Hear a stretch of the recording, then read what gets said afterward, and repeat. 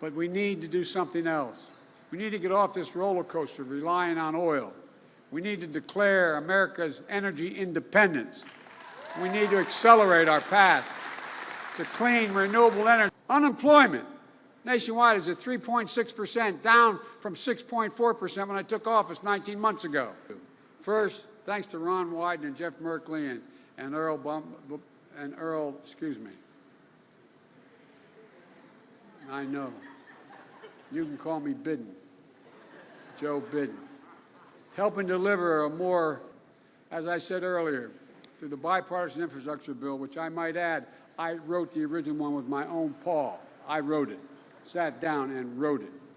I was with Xi Jinping. I've traveled with 17,000 miles of him and spent more time with any other world leader over a total of, I think, and we're up to 90-some hours of talking or meeting together over the last 6-7 years.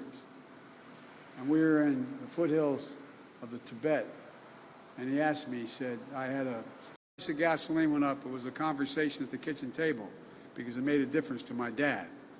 We felt it.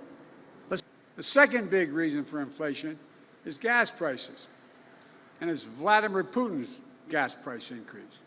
Putin's invasion of Ukraine has driven up gas prices and food prices all around the world.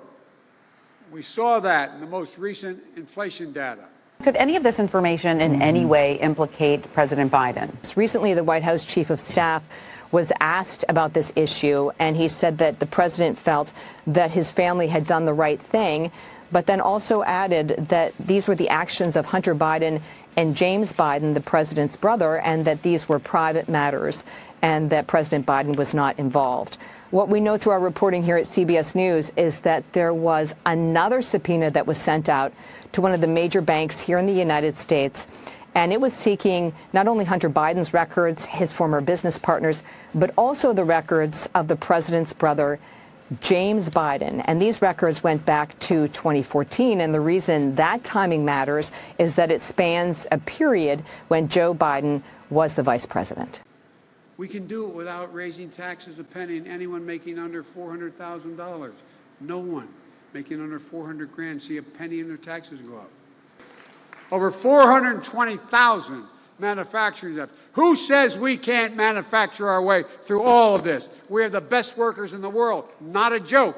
Our CBS News investigative team was able to obtain this subpoena that was sent by the U.S. Attorney's Office in Delaware in December of 2020 to a law firm in Arkansas that represented London Roberts, the woman who brought and settled a paternity suit with Hunter Biden. This is a very broad subpoena seeking financial records, and it falls into two distinct buckets. The first has to do with the flow of money in and out of his accounts. It asks for all documents, emails, instant messages related to income, expenses, debts, financial transactions, both personal and business. And the second bucket is really very focused on his tax situation. It calls for federal, state, local income and payroll taxes. A former U.S. attorney told us that this kind of subpoena really indicates to him that the U.S. attorney in Delaware is leaving no stone unturned in his investigation. We didn't increase the deficit a penny. We reduced it by $350 billion. And the budget I submitted, we're on our way to getting done this year in 2022. We're on track to reduce the deficit by more than $1,300 billion. $1,300 billion. The largest one-year reduction of deficit in American history.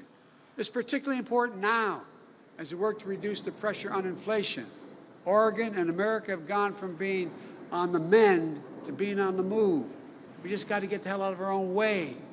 So we're coming forward with challenges. Again, just to underscore the point, you mentioned it. Here's the generic ballot right now. If you average our NBC polling, we've taken this a few times this year. On average, Republicans right now leading the generic ballot by a point. You know, in 2018, at this same point, it was Democrats leading by 8. You could see that wave coming in 2018. That 1-point Democratic lead was very shaky in 2010. You could see Bush's big year for Republicans coming in 2002. And you go back to 94. And again, 94 was a little different. This was the start of all of this sort of the president comes in, loses control in the midterm. You couldn't quite see it coming in 94. But since then, you have been able to.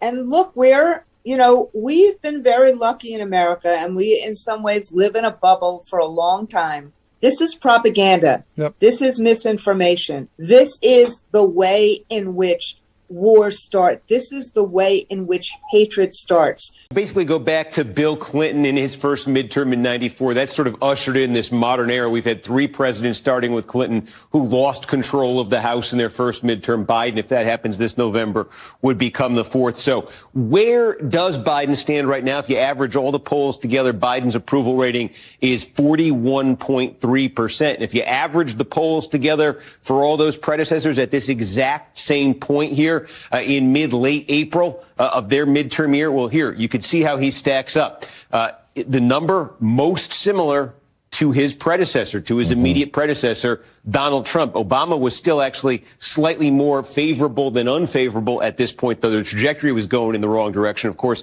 this was post 9/11, just a completely different political universe. Bill Clinton even still had a 49% approval rating at this point. That was considered bad back then, Steve. Right. If you recall. Yeah. Being under 50, you're like, now 49, everybody'd be like, woohoo. That's right. Back then, that was not great. And it was bad, and nobody knew how bad it could get that November, which ended up being the Republican Revolution.